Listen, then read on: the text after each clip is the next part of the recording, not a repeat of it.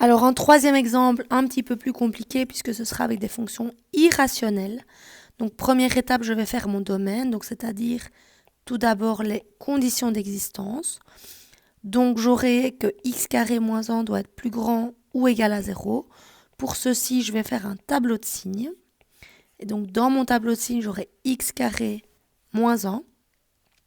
Ce qui va me donner donc comme racine moins 1 et 1. Alors x carré moins 1, c'est du deuxième degré. C'est une parabole qui sourit et donc j'aurai plus, moins, plus.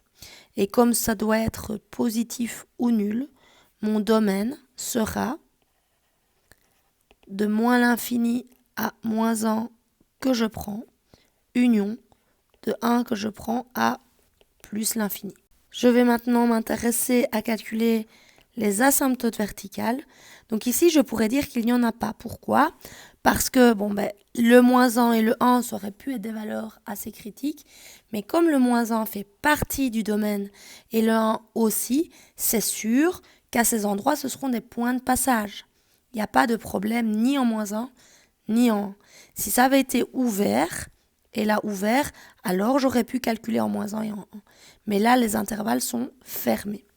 Donc je m'intéresse maintenant à vérifier s'il y a une asymptote horizontale. Alors pour ça, ce que je vais faire, c'est calculer la limite en plus ou moins l'infini de ma fonction. Alors pour faire ceci, je vais avoir donc la limite en plus ou moins l'infini de racine de x carré moins 1 moins x. Alors ici, petite remarque, je peux bien sûr calculer en plus et en moins l'infini, parce que moins l'infini et plus l'infini, oui ici, hop, si je l'écris de cette façon, il aurait fallu mettre un crochet, donc j'aurais pu mettre la flèche. Mais donc, tout ça pour dire que moins l'infini et plus l'infini font bien partie de mon domaine, enfin c'est les bornes de mon domaine. Si je n'avais eu que cette partie, ça ne servait à rien de calculer en moins l'infini puisque ce n'était pas dans le domaine. Mais ici, je peux calculer dans le domaine. Alors, je continue. Pour ça, j'ai vu que j'allais appliquer la règle des plus hauts degrés. Alors, en appliquant la règle des plus hauts degrés, je vais obtenir donc ici, racine de x carré, ça tombe à du degré 1 et là aussi. Donc, je dois prendre les deux. Donc, j'aurai racine de x carré moins x. Je vais pouvoir simplifier puisque je sais que racine de x carré, ça vaut valeur absolue de x moins x. Alors là, je vais devoir séparer en deux. Une fois en plus l'infini et une fois en moins l'infini. Alors en plus l'infini, le problème, c'est que je vais avoir, pour ma limite en plus l'infini, le valeur absolue de x. On sait, je vais le rappeler ici sur le côté, que la valeur absolue de x, quand le x est positif, ça vaut x.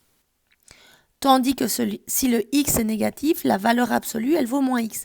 Donc ici, comme je suis dans un cas plus l'infini, à la place d'écrire ma valeur absolue, je vais pouvoir remplacer par x, puisque je suis dans le cas plus infini. Et donc j'aurai x sur x moins x, pardon. Et quand je vais remplacer, je vais obtenir un cas infini moins infini. Et ça, c'est indéterminé. Donc ici, je devrais faire ce qu'on appelle le binôme conjugué. Tandis qu'en moins l'infini, on va analyser ça tout de suite, qu'est-ce qui se passe en moins l'infini ? La valeur absolue de x, dans le cas négatif, se remplacera par moins x. Et donc, j'aurai la limite en moins l'infini de moins x. Donc, je pourrais réécrire la limite en moins l'infini de moins 2x. Et en remplaçant, je trouve plus l'infini. Donc là, je sais déjà que comme j'ai plus l'infini à gauche, il n'y aura pas d'asymptote horizontale à gauche. Donc peut-être y aura-t-il une asymptote oblique à gauche. C'est ce que je devrais tester après. Mais pour l'instant, je vais reprendre mon cas ici à droite, donc la limite en plus l'infini, pour vérifier s'il n'y a pas une asymptote horizontale à droite. Alors, quand je vais donc recalculer ma limite en plus l'infini de ma fonction racine de x carré moins 1 moins x, je vais donc appliquer le binôme conjugué. Donc pour ça, je vais multiplier par elle-même, mais avec un signe qui change. Voilà.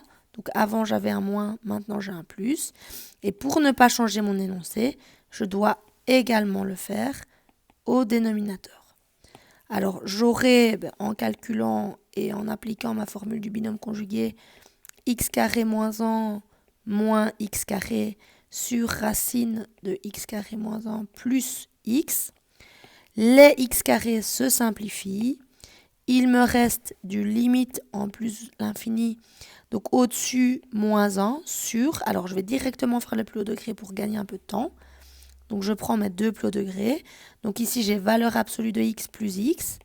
Comme je suis dans un cas positif, à la place de la valeur absolue, eh bien je peux noter x. Et donc j'aurai x plus x, c'est-à-dire 2x. Si je remplace, j'ai moins 1 sur l'infini. Et donc, ça me donne 0.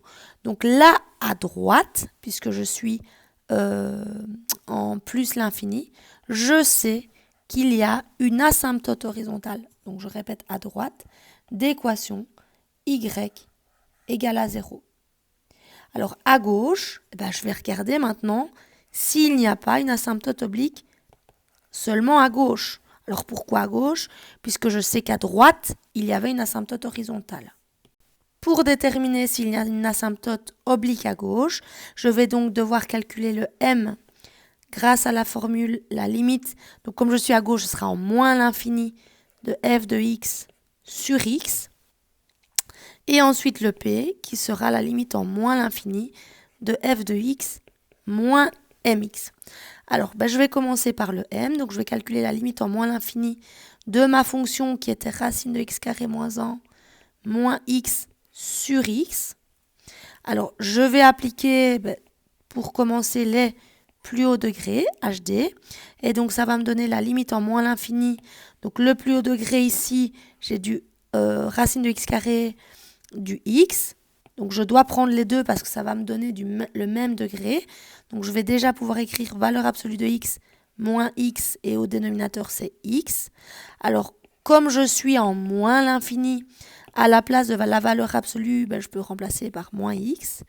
J'aurai moins x sur x, c'est-à-dire la limite en moins l'infini de moins 2x sur x. Je simplifie les x et il me reste moins 2. Donc je viens de trouver que le m vaut 2. Moins 2, pardon. Je vais maintenant calculer le p. Et donc en remplaçant la formule limite en moins l'infini de f de x moins le m que je viens de trouver ici, fois x. Et donc ça va me donner racine, j'oublie la limite.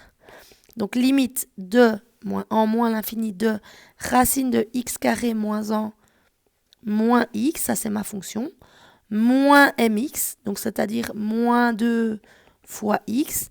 Alors je vais réécrire ça, donc ça va me donner la limite en moins l'infini de racine carrée de x carré moins 1 moins x. Alors là, ça me donnera plus 2x. Moins x plus 2x, eh bien, ça fait plus x. Alors, je vais appliquer, pour commencer, les plus hauts degrés. Je vais le faire ici. Donc, on va constater que j'obtiendrai donc valeur absolue de x plus x. Comme je suis dans un cas moins l'infini, je peux remplacer le valeur absolue par moins x. Donc j'aurai moins x plus x. Et si je remplace, je constate que j'arrive à un cas infini, moins infini. Donc pour ça, pour lever ce cas d'indétermination, eh bien je vais faire le binôme conjugué. Alors je vais faire un petit peu la fainéante, je vais le réécrire ici pour ne pas tout recopier. Donc je vais multiplier au numérateur par racine de x carré moins 1 moins x, et si je le fais au-dessus, je le fais aussi en dessous, c'est-à-dire racine carrée de x moins 1 moins x. Alors, au numérateur, du coup, donc j'aurai la limite que je recopie. Au numérateur, j'applique le binôme conjugué, donc le premier au carré, donc la racine s'enlève, moins le deuxième au carré sur racine de x carré moins 1 moins x. Alors, je calcule ceci, les x carrés se simplifient. Je vais avoir au numérateur ben, il me restera moins 1. Et je vais directement appliquer les plus hauts degrés pour gagner un peu de temps. Donc au dénominateur, il va me rester, je prends les plus hauts degrés, donc valeur absolue moins x, valeur absolue de x moins x. Alors je peux remplacer le valeur absolue par moins x puisque je suis dans le cas négatif. Et en remplaçant le x par moins l'infini, j'obtiens un moins 1 plus l'infini, moins 1 sur plus l'infini, ce qui me donne 0. Donc le p, je viens de le calculer, le p vaut 0. Et donc, j'ai trouvé mon asymptote oblique à gauche qui a pour équation y égale moins 2 fois x plus 0, le m, et le p. Donc, je peux dire tout de suite y égale moins 2x. Ça, c'est l'asymptote oblique à gauche.